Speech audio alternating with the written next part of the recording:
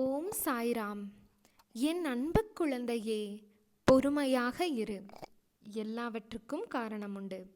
அதை புரிந்து கொள்ளும் சக்திதான் உனக்கு தேவை. பாவத்தை செய்தவன் சந்தோஷமாக இருக்கிறான் என்று எண்ணாதே. அவனுக்கு கடவுள் எந்த சமயத்தில் எப்படி தண்டனை தருவார் என்பது யாருக்கும் தெரியாது. ஒரு நல்லவனை தீயவன் ஏமாற்றுகிறான் என்றால் நல்லவனின் பாவத்தை அவன் எடுத்துக்கொள்கிறான் என்று பொருள். தீயது செய்கின்றவன் தன்னிடம் இருக்கின்ற சிறிதளவு புண்ணியத்தையும் அந்த நல்லவனிடம் ஒப்படைக்கிறான் என்பது பொருள். இதை மனதில் வைத்துக்கொண்டு உலகில் அனைத்தையும் பார்க்க பழகிவிட்டால் அனைத்தும் மிக எளிதாக, மிக நீதியாக தோன்றும். என் பிள்ளையே, கடவுள் உனக்கு கொடுத்ததை வைத்து மன நிறைவுடன் இரு. உனக்கு கிடைக்காதவற்றுக்காக ஏங்காதே. இன்பம் துன்பம் எது வந்தாலுமே இரண்டும் கடவுளின் கொடை என நினைத்து சாட்சியாக அனுபவி. அதில் சிக்கிக் கொண்டவனாக அல்ல, தூரத்திலிருந்து அதை காண்பவன் போல அனுபவிக்க வேண்டும். இதே போல பாராட்டோ இகழ்ச்சியோ நிந்தனை செய்யப்படுவதோ அவமதிக்கப்படுவதோ எதுவாக இருந்தாலும் அது கடவுளால் வருவதாக நினைத்து செயல்படு. கஷ்டத்தை அனுபவமாக மாற்றிக்கொள்ள வேண்டும். மகிழ்ச்சியை அளவீடாக வைத்து கொள்ள வேண்டும். நிந்தனை செய்யப்படும் போது யோசி, புகழப்படும் போது எச்சரிக்கையாக இரு. இதை செய்தால் வெற்றி பெறலாம். கடவுள் கொடுக்க நினைக்கிறார், கர்மா தடுத்து விடுகிறது. கர்ம வினையை கரைக்க கடவுள் காட்டும் வழிகளில் முக்கியமான 2: நாம ஜபம், அன்னதானம். இந்த 2ஐயும் செய், பலன் தானாக கிடைக்கும். பணமிருந்தும் ஆடம்பரமின்றி வாழ வேண்டும். கை கால்கள் திடகாத்திரமாக இருந்தும் பணிவுடன் வாழ வேண்டும். இளமையிலும் கற்புத்திறனை காக்க வேண்டும். அதில்தானே உயர்வு உண்டு. என் குழந்தையே, யார் உனக்கு துன்பத்தை கொடுத்தாரோ அவர் இன்றைக்கு நிச்சயம் நன்றாக இருப்பதை போன்ற தோற்றம் உனக்கு தெரியும். கெட்டதை செய்கின்ற அனைவரும் நன்றாக இருக்கிறார்கள். நல்லதையே செய்கிற நான் கஷ்டப்படுகிறேன் என்று எரிச்சலோ கவலையோ படாதே. அவர்கள் காலையில் பூத்து மாலையில் வாடும் பூவை போன்றவர்கள். இப்போது உள்ள மேன்மையிலிருந்து விரைந்து கீழே தள்ளப்படுவார்கள். ஆனால் நீயோ விருட்சத்தை போன்றவர். நீ ஆழ வேரூன்றி நிற்பாய். அநேகம் பேர் உன்னை ஏமாற்ற வந்தாலும் அயர்ந்து போகாதே. எத்தனை இழப்புகள் வந்தாலும் சோர்ந்து போகாதே. நான் ஆழமாக வேர் விட்டிருக்கும் விருட்சம் என சொல்லிக்கொள். நீ மலர்கள் மட்டுமல்ல, கனிகளையும் தருவாய். அதன் மூலம் வருகின்ற நன்மை பலருக்கு பயனாக இருக்கும். நான் இன்று கஷ்டப்படுவதைப் போலதான் நம் எதிரில் இருப்பவர்களும் ஒரு நாள் துன்பத்தை அனுபவிக்கப் போகிறார்கள் என்பது உனக்கு தெரிந்துவிட்டால் நிச்சயம் அவர்கள் மீது நீ கோபப்பட மாட்டாய். அவர்களுக்காக பரிதாபப்படுவாய்.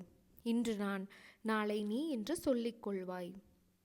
உனக்கு தவறு இழைத்தவரை பார்க்கும்போது இவரும் தண்டனைக்கு தயாராகிறார் என்பதை தெளிவாக தெரிந்து அவர்களுக்காக பரிதாபப்படு.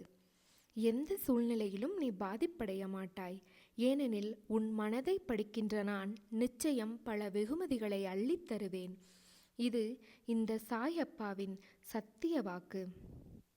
என் குழந்தையே, என்னை கேவலமாக பேசியவர்கள் முன் நான் வாழ்ந்து காட்ட மாட்டேனா என்று நீ ஏங்கிக் கொண்டு இருக்கிறாய்.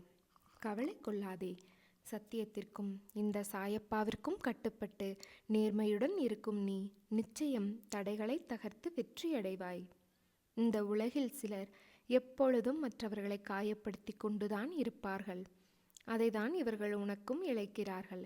எனவே அச்சொற்களுக்காக நீ வருந்தாதே. மன தைரியத்தோடு நீ உன் கடமைகளை செய். உன்னுடைய ஆற்றலை தேவையற்ற இவர்களிடம் வீணாக்காதே. இதுவரை உன் மனதில் இருந்த வலி, துக்கம், தோல்விகளாய் மனம் வெறுத்து போய் பரிதவித்தது எல்லாம் முடிவுறும். உன் உழைப்பிற்கு ஏற்ற பலன் கிடைக்கும். நிம்மதியும் சந்தோஷமும் அழகாய் பூத்து குலுங்கும் வண்ண மலர்களைப் போல் இனி உன் வாழ்க்கையில் வசந்தமே. உன்னை ஏளனமாக பார்த்து நகைத்தவர்கள் முன்னிலையில் கொடியாய் நீ உயர்ந்து நிற்கும் காலம் வெகு தூரத்தில் இல்லை. என் குழந்தையின் நல்வாழ்வே எனக்கு மகிழ்ச்சியை தரும்.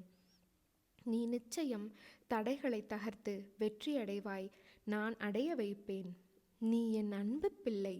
நீ ஜெயமாக நல்ல ஆரோக்கியத்துடன் எல்லா செல்வ வளங்களையும் பெற்று சீரும் சிறப்புமாய் வாழ்வாய். கவலைப்படாதே, உன் சாயப்பா நான் இருக்கிறேன். நான் சில நாட்களாக உன்னை உன்னிப்பாக கவனித்து கொண்டுதான் வருகிறேன்.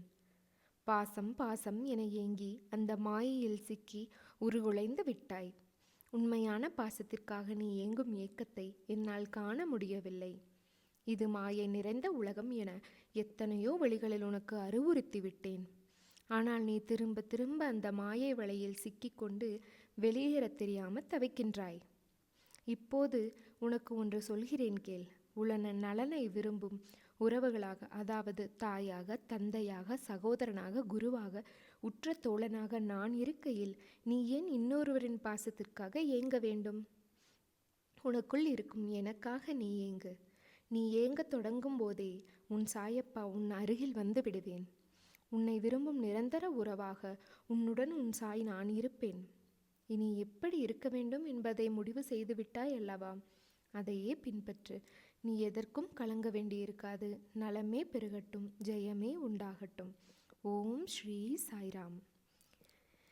சாய் பக்தர்கள் இது தினமும் 3 முறை சொல்லிவாங்க, உங்களுக்கு நல்லதே நடக்கும். நான் என்னுடைய வாழ்நாளில் யாருடைய உடலுக்கும் மனதிற்கும் துன்பம் தரமாட்டேன். துன்பப்படுபவர்களுக்கு என்னால் முடிந்த உதவிகளை செய்வேன்.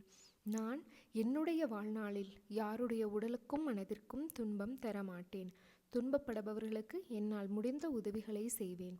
நான் என்னுடைய வாழ்நாளில் யாருடைய உடலுக்கும் மனதிற்கும் துன்பம் தரமாட்டேன். துன்பப்படுபவர்களுக்கு என்னால் முடிந்த உதவிகளை செய்வேன். ஓம் சாய்ராம், ஓம் சாய்ராம், ஓம் சாய்ராம்.